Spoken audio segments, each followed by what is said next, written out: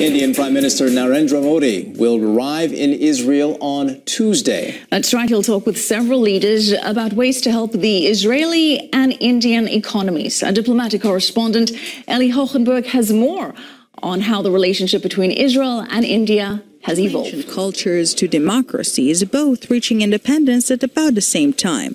Their relationship didn't necessarily start well, but now the sky's the limit. What has developed into a full-on love affair started without any roses. India fiercely rejected the notion of recognizing Israel when it was established back in 1948. It took heavy diplomatic pressure to reach recognition 2 years later, but even then there was no exchange of ambassadors. Yet even way back when, Israeli leaders acknowledged the significance of relations.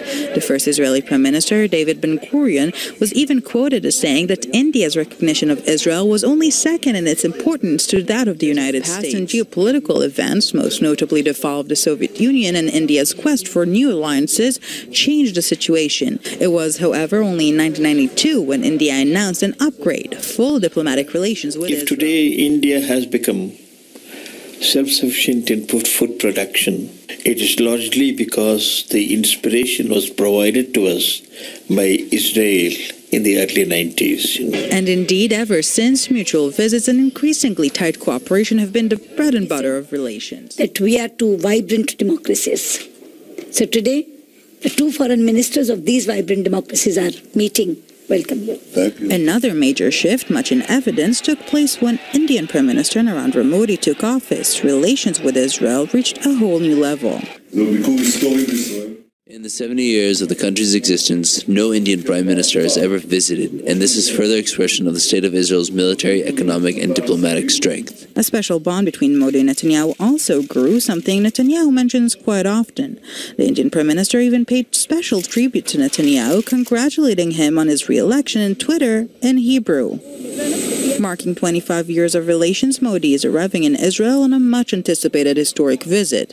Ahead of this trip, the Israeli government approved a row of economic and civil measures, including a Bollywood production in the Holy Land, to further enhance ties. In recent years, India also changed its voting patterns in international forums. It has traditionally voted automatically with the Arab bloc and the non-aligned nations, but now is choosing to abstain in many Israel-related votes.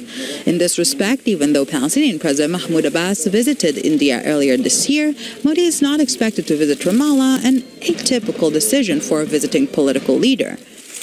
Yet diplomacy is not walking alone, but rather hand-in-hand with economy. Unfortunately, we haven't yet reached the full potential of the relation. There is very good cooperation on the security military side, but we have another side also to develop relation in agriculture, in medical, in IT, in plenty of other areas where we are just beginning the relation. Long decades after, it seems Ben-Gurion was right. In about a decade, India is expected to outdo China and become the world's largest populated nation, hence also its economic, security, and diplomatic power.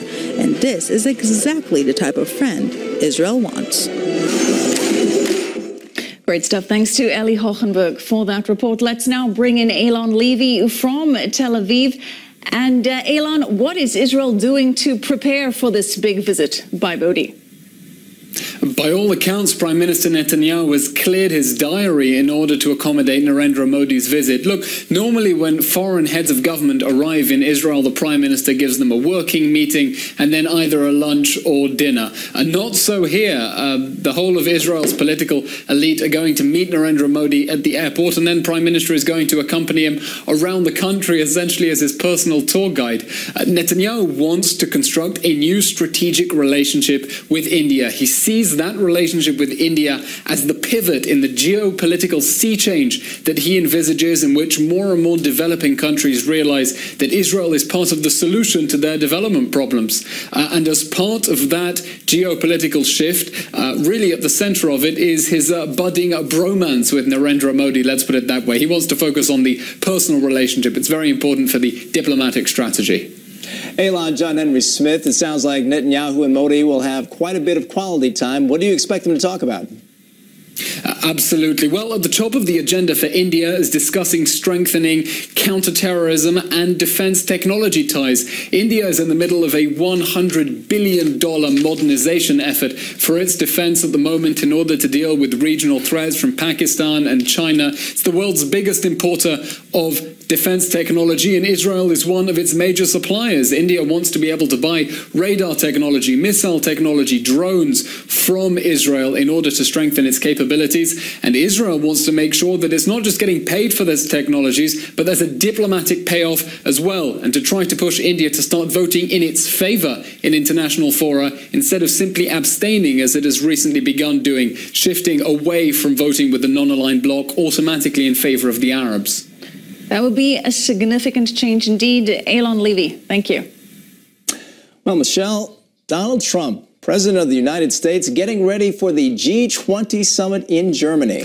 That's right. And even before the summit kicks off, the president will sit down with several world leaders. Correspondent Janae Norman has the details.